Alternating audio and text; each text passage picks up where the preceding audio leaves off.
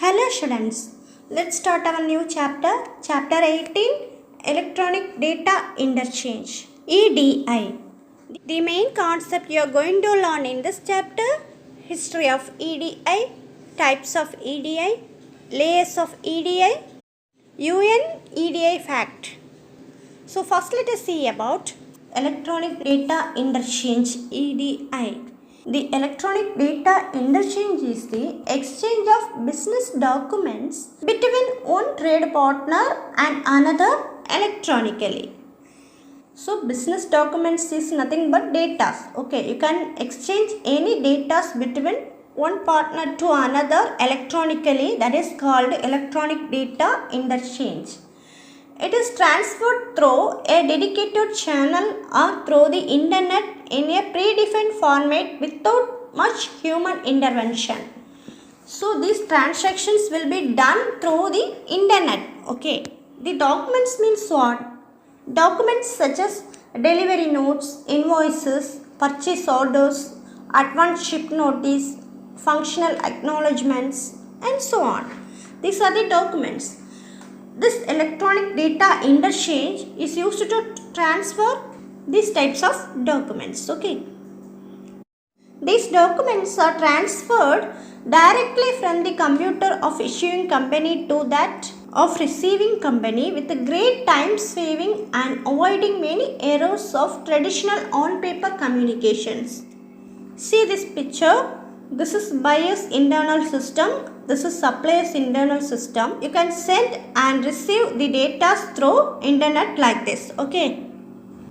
So next topic is history of EDI.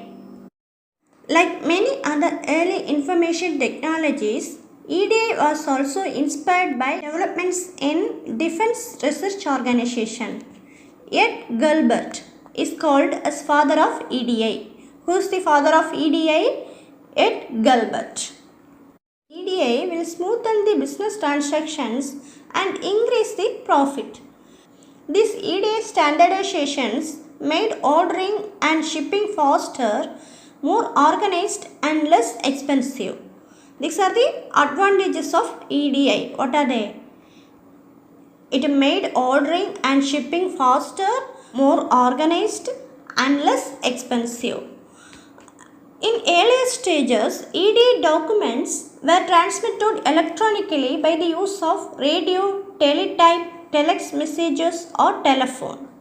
So in the earlier stages, EDI documents were transmitted electronically through radio, teletype, telex messages or telephone. After that, in 1960s, the electronic messages were transmitted through shipping line, railroads, airlines and truck companies of USA.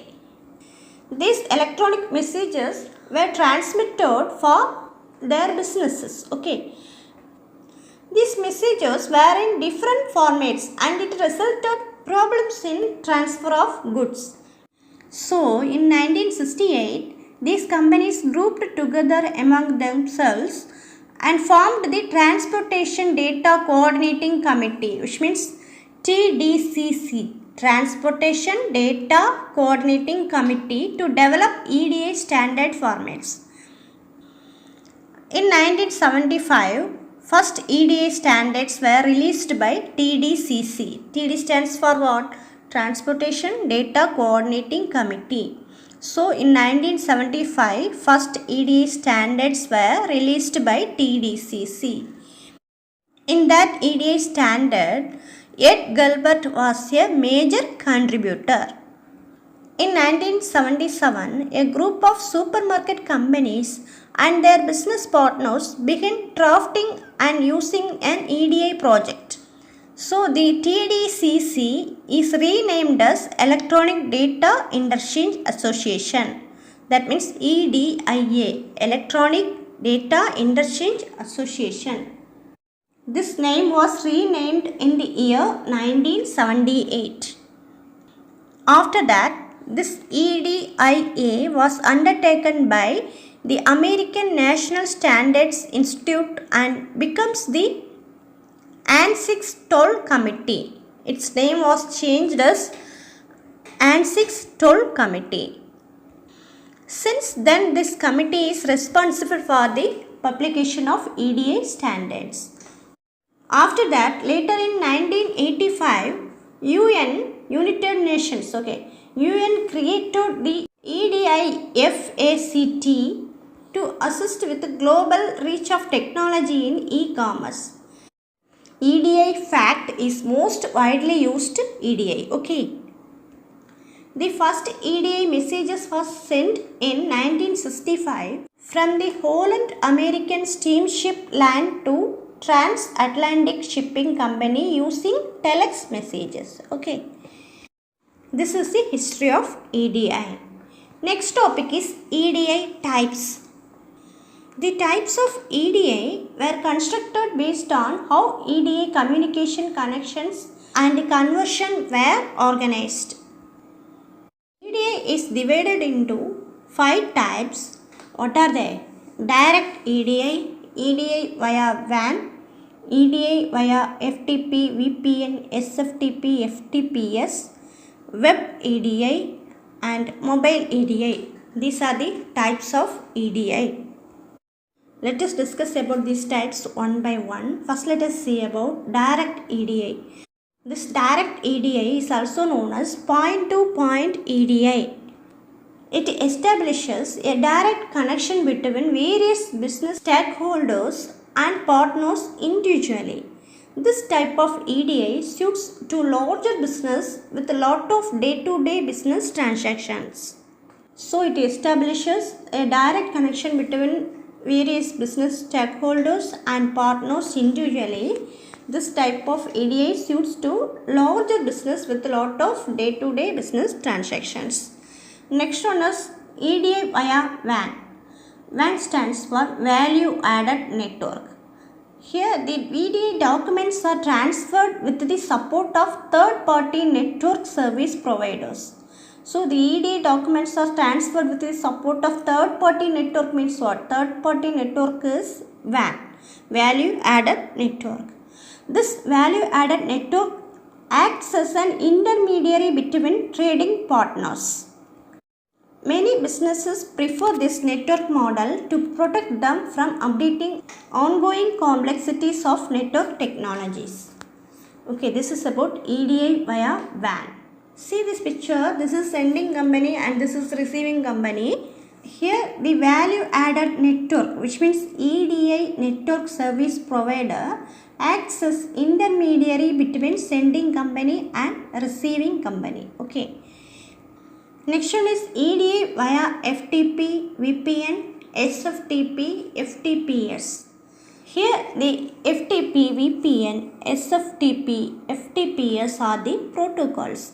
These protocols are used for exchange EDI messages or EDI based documents through the internet or intranet. So it is called as EDI via FTP, VPN, SFTP, FTPS.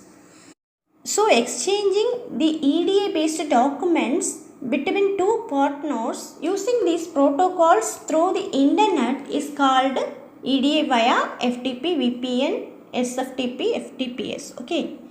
Next one is Web EDI.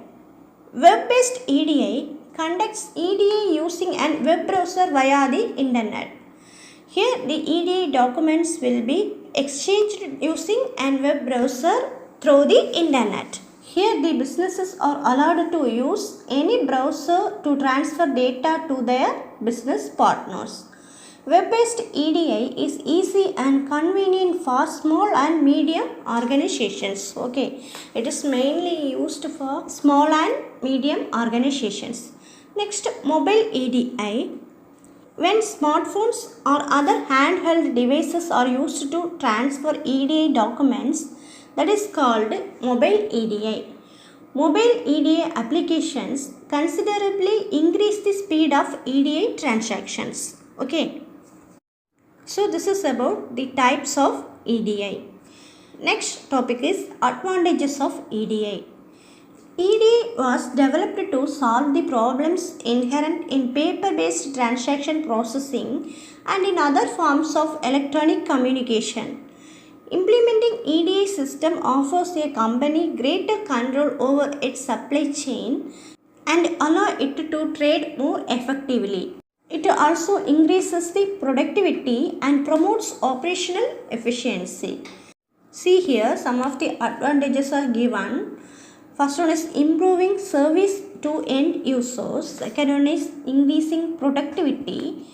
And next, minimizing errors, slashing response times, automation of operations, cutting costs, integrating all business and trading partners, providing information on process status, and optimizing financial ratios. These are the advantages of EDI. Next, let us see about layers of EDI. Electronic data interchange specifies 4 different layers. What are they? Semantic layer, standards translation layer, transport layer, physical layer. These are the 4 layers of EDI. These EDI layers describes how data flows from one computer to another. So first layer, semantic layer for application level services, and next layer, standard translation layer or EDI FACT business form standards and ANSI X 12 business form standards. Next, EDI transport layer are mainly used for electronic mail, that is X.435 MIME, and point to point, that means FTP telnet, and World Wide Web, which means HTTP. Next, physical layer, this is used for dial-up line, internet, highway. Next, let us see about EDI components. There are 4 major components of EDI. What are they? Standard document format, translator and mapper, and communication software, communication network.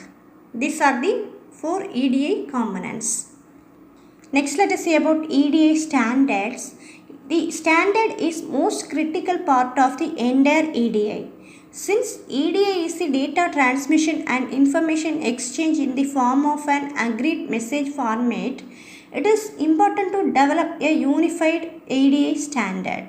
The EDI standard is mainly divided into 8 aspects. What are they? Basic standards, code standards, message standards, document standards, management standards, application standards, communication standards, and security standards. Next topic is UN EDI FACT. UN stands for United Nations. EDI FACT stands for Electronic Data Interchange for Administration, Commerce, and Transport. It is an international EDI standard developed under the supervision of United Nations. In 1987, the UN EDI FACTS Index rules were approved as ISO 9735 standard by the International Organization for Standardization. This EDI FACT includes a set of internationally agreed standards, catalogs, and guidelines for electronic exchange of structured data between independent computer systems. It is a cross-industry standard data format of electronic data for commercial transactions. Next, let us see the EDI FACT directories. The versions of EDI FACT are also called as directories. The version of EDI FACT are also called as directories. These EDI FACT directories will be revised twice a year, on 1st April and 1st October. So these directories will be revised twice a year, on 1st April and 1st October. These directories will be revised for including new EDI FACT messages or updating existing EDI FACT messages. These EDI FACT directories have names like D.18b. Here D stands for directory, 18 is the year, and A or B indicates the month of release. Okay. Next, EDI FACT subsets. Due to the complexity, branch-specific subsets of EDA fact have developed. These subsets of EDA fact include only the function relevant to specific user groups. See here, CEFIC, chemical industry, EDA fund, furniture industry, EDA gas business. These are the branch specific subsets. Okay. Next, EDA fact structure. EDA fact is a hierarchical structure where the top level is referred to as an interchange and lower levels contain multiple messages. The messages consist of segments which in turn consist of composites. The final iteration is data element. So what do you mean by segment tables? Segment table lists the message tags. It contains the tags, tag names, requirements designator and repetition field. The requirement designator may be mandatory or conditional. The M denotes that the segment must appear at least once. What is EDA interchange? Interchange is also called as envelope. The top level of EDA fact structure is interchange. An interchange may contain multiple messages. It starts with UNB and ends with UNZ. Okay. Next, EDA fact message. The basic standardization concept of EDA fact is that there are uniform message types called United Nations Standard Message. That is UNSM, United Nations Standard Message. Next, EDA fact segment. This is a subset of a message. A segment is a 3-character alphanumeric code. These segments are listed in segment tables. Segments may contain one or several related user data elements. So what are elements? EDA fact elements are the piece of actual data. These data elements may be either symbol or composite. Next, EDA separators. Separators are nothing but punctuation marks. Okay. Here some punctuation marks are given. This character is used for segment terminator. This character is used for segment tag and data element separator. This is a component data element separator. This is a release character. This is a decimal point. These are the separators. So this is about electronic data interchange EDI. I hope you understand. Thank you, students.